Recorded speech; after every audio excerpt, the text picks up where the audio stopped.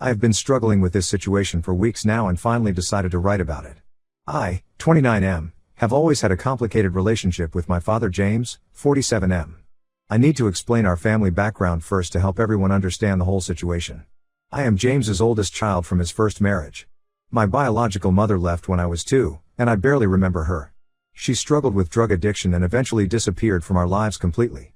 I later found out she passed away when I was 8, but James never told me. I discovered this through my grandparents when I was 16. After my mom left, I mostly lived with my grandparents until I was 10. James was always working and barely around. My grandparents were amazing people who gave me stability and love during those early years. They tried to get James to give them custody, but he refused, saying a son belongs with his father. The irony is that he was hardly ever there. When I was 10, James married Rachel and they went on to have 3 sons together, Matt, 24M, Luke, 22M, and Josh, 19M. Rachel turned out to be an incredible stepmom. She never treated me differently from her biological sons and always made sure I felt included in the family. She's the type of person who remembers everyone's favorite foods, keeps track of all our important dates, and genuinely cares about our happiness. She even stood up to James multiple times when he was being too harsh with me.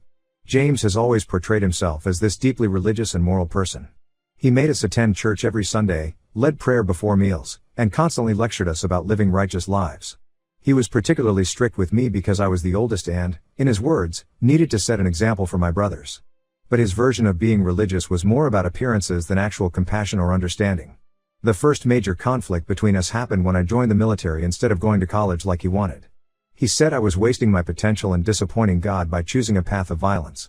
The irony is that he had no problem with violence when he used to get physical during my childhood, though he always called it discipline rather than what it really was. After leaving the service, I started traveling and exploring different spiritual practices. I spent time in Buddhist temples in Thailand, lived with indigenous communities in South America, and generally tried to understand different perspectives on life and faith. James hated this. He called me a hippie, said I was straying from God's path, and even told my brothers not to listen to my stories about other cultures and beliefs. But the real breaking point in our relationship came 3 years ago when I got divorced. My ex-wife developed severe schizophrenia and became increasingly dangerous. She tried to stab me multiple times, once tried to poison my food because she thought I was a demon, and during a camping trip, she attempted to set our tent on fire while I was sleeping because voices told her to purify me with flame. When I finally decided to end the marriage for my safety, I went to James for support. His reaction was devastating. He completely shut me down, refused to even look at the police reports or hear about the incidents. He said marriage was sacred and that a real man never abandons his wife, no matter what. He quoted Bible verses about enduring hardship and insisted that with enough prayer and patience, any marriage could be saved. He cut contact with me for 6 months after that, telling my brothers I had chosen a path of sin. This brings us to the current situation. Last week, we discovered that James has been having an affair for the past 8 months. He's been seeing a woman named Sarah from his workplace and lying to Rachel about working late. We found out because Sarah's teenage son posted a photo on Instagram where James was visible in their house, having what looked like a family dinner with them. The photo caption was about family game night, and James was sitting there smiling like he belonged there. When Rachel confronted him, his response was cruel beyond belief.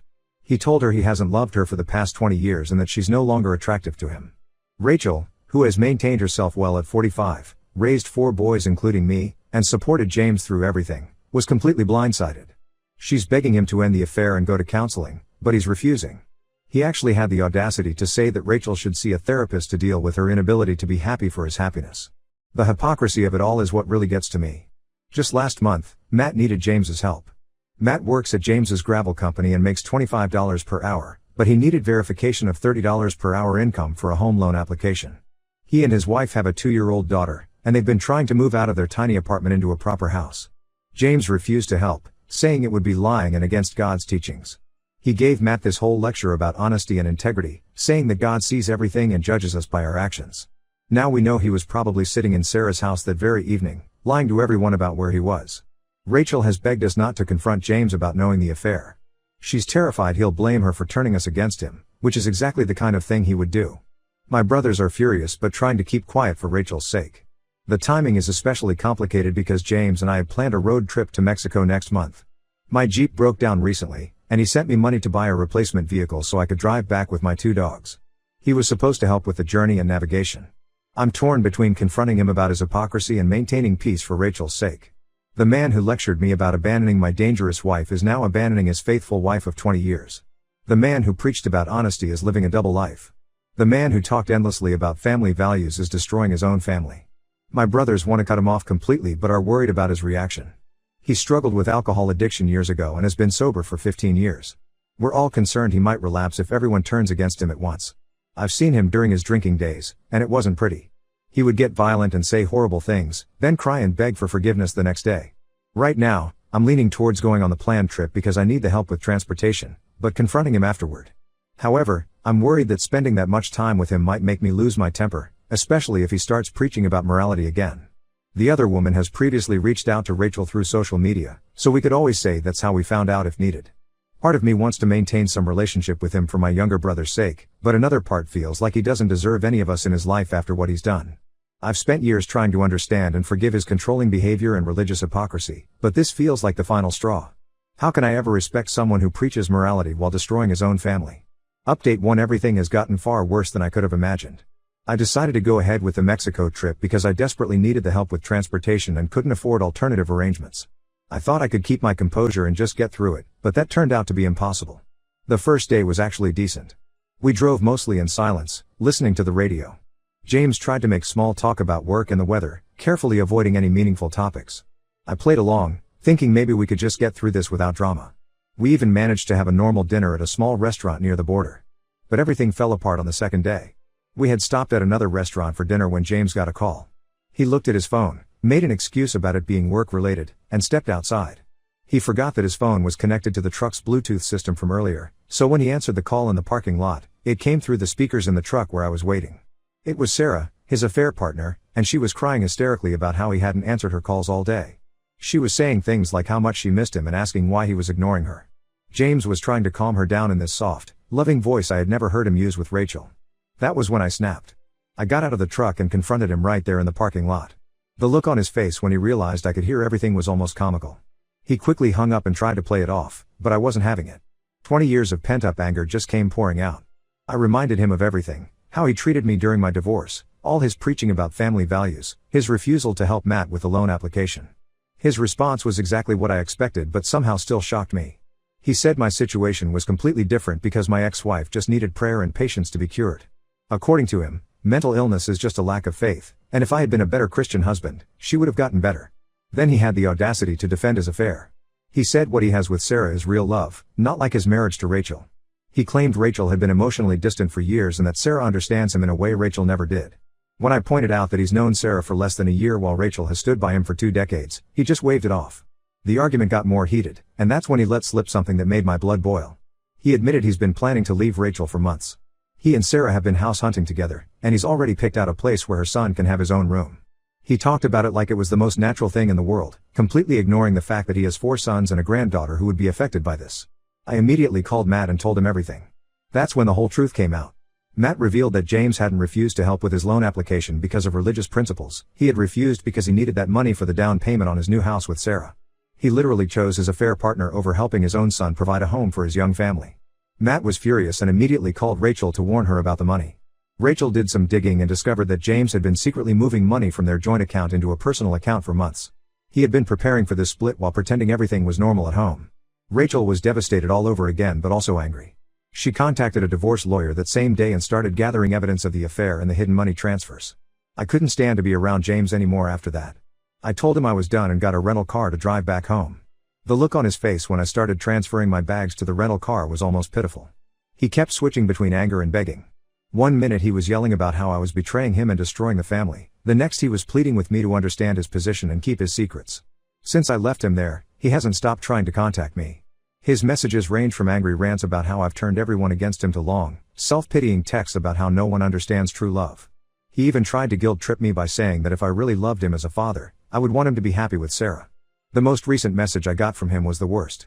He actually tried to compare his situation to my military service, saying that just as I had to leave my family to serve my country, he has to leave his family to serve his heart. I haven't responded to any of his messages. I just can't deal with this level of delusion and self-justification. Rachel is holding up better than expected, probably because she's finally taking action instead of just hoping things will get better. She's already moved all the remaining money from their joint account into a new account in her name only. James doesn't know about the divorce preparations yet, and honestly, I'm a bit worried about how he'll react when he finds out. My brothers and I have been taking turns staying with Rachel to make sure she's okay. Luke found all the photos James had hidden of himself with Sarah and her son, dating back months before we discovered the affair. Josh discovered that James had even bought Sarah's son a gaming console for Christmas, the same Christmas he told Josh he couldn't afford to help with his college application fees. The more we discover, the more it becomes clear that James has been living a complete double life. The man who raised us to believe in honesty and integrity has been lying to everyone for months, possibly years. I don't know how we can ever trust anything he says again. Update 2: Everything has completely fallen apart now. The situation with James has gotten so much worse than any of us expected. After Rachel filed for divorce, James's entire world seemed to crumble, and his reaction has been nothing short of catastrophic. Last Tuesday, James showed up at our family home completely drunk. This was shocking enough since he'd been sober for 15 years, but his behavior was absolutely terrible. He started banging on the door at midnight, screaming about betrayal and how his family had turned against him. Rachel had to call me because she was terrified. She'd never seen him this bad, even during his drinking days before sobriety. When I got there, he was sitting on the front lawn, crying and talking to himself. The neighbors had come out to see what was happening, which made everything even more humiliating for Rachel. James kept shouting about how none of us understand true love and how we're all just jealous of his happiness with Sarah. But here's the real kicker: Sarah dumped him. Apparently, she had no idea about most of his plans. She thought their relationship was just a casual thing, something fun between two co-workers. When she found out he was planning to buy a house for them and that he'd been moving money around to leave Rachel, she was horrified. She had never asked him to leave his family and didn't want that responsibility. What made it worse was that Sarah's son had gotten attached to James and was upset about the whole situation. Sarah blocked James on everything and told her son to delete all their photos together and never post anything about James again. She even requested a transfer to a different branch of the company to avoid him. James couldn't handle the rejection. He started showing up at Sarah's workplace, sending her endless messages from different numbers, and even tried to contact her son through his gaming accounts. She had to threaten him with a restraining order to make him stop. The truly pathetic part was when he showed up at my apartment last night. He was drunk again, barely able to stand, and started crying about how he'd lost everything. But he wasn't crying about losing his wife of 20 years or his sons, he was crying about Sarah. He kept saying she was his soulmate and begging me to help him win her back. He didn't mention Rachel once during his entire breakdown. Instead, he started blaming Rachel for everything.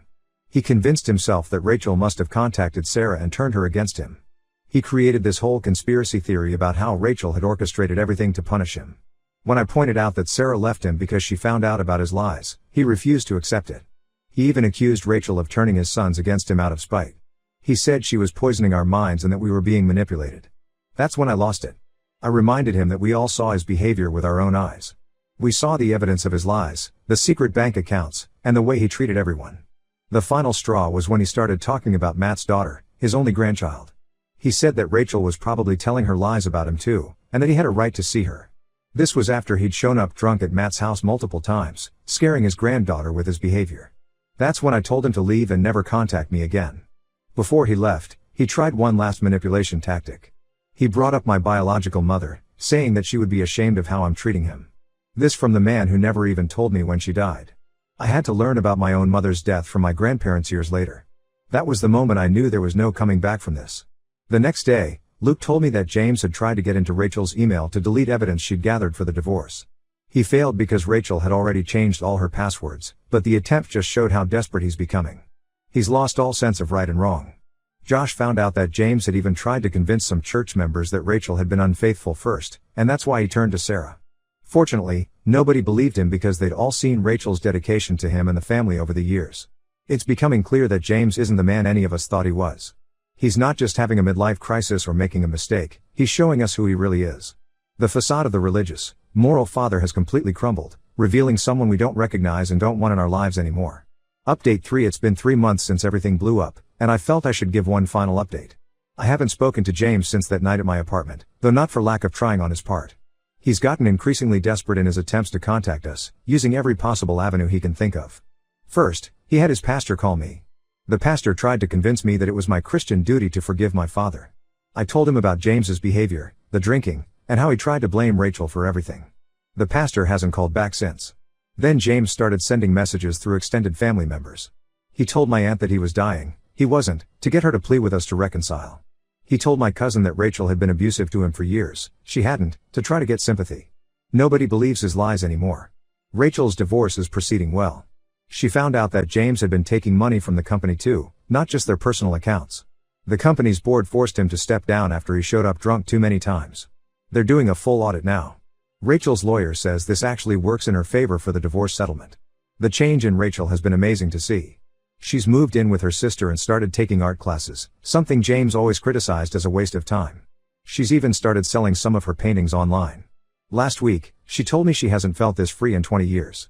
My brothers and I have grown much closer through all this. We have weekly family dinners at Rachel's sister's place. Matt's daughter, our little ray of sunshine, loves these dinners because she gets to play with her uncles and draw with Grandma Rachel. James isn't allowed to see her anymore after he showed up drunk at Matt's house 3 times, demanding to see her. The last time, he scared her so badly that she still asks if the angry man is coming back. Luke drove past James's new apartment last week. His truck was there, surrounded by empty bottles. He's living in this rundown complex on the edge of town, the complete opposite of the fancy house he'd planned to buy with Sarah. Speaking of Sarah, she's apparently dating someone new and has moved to a different city with her son. Some family members from church keep saying I should help James because he's still my father and he's struggling. They say he's lost everything: his wife, his sons, his job, his reputation, and his sobriety. But I remember how he treated me during my divorce, how he hid my mother's death from me, how he chose his affair partner over helping his own son, and how he tried to blame Rachel for his choices. The last attempt at contact came yesterday. James left a letter in my mailbox. I almost didn't read it, but curiosity got the better of me. It was 15 pages of him talking about himself, his pain, his losses. Not once did he apologize for what he did to Rachel or acknowledge how he hurt his family. Instead, he wrote about how we all failed him by not supporting his chance at true love. I've made peace with my decision to cut him off.